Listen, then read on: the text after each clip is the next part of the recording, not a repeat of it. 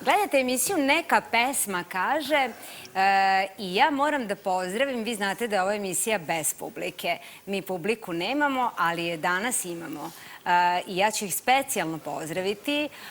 Ovo su studenti Fakulteta za menadžment smer mediji, budući menadžeri u medijima koji su došli da isprate kako se stvara jedna ovakva emisija zabavno-muzičko-edukativnog karaktera, dakle, vrlo složeno i za izgovoriti, ali vrlo, da kažem, ajde da iskoristim medijski termin iz knjige, emisija vrlo složene strukture.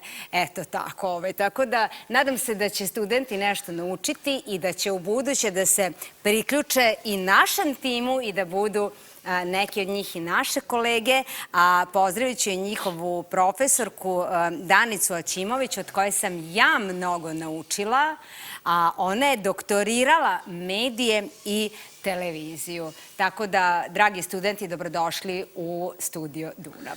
Ja bih samo da dodam, izvini, molim te, pošto je ovo vrlo emisija jedna složene strukture, ja bih dodao samo emotivne, vrlo emotivne strukture. Emotivno složene. Emotivno složene strukture, da. Da. Ovo je baš onako spoj ozbiljnih emocija i ozbiljne energije i strukture.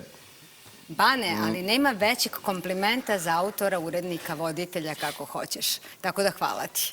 Molim, svaki put. Hvala ti.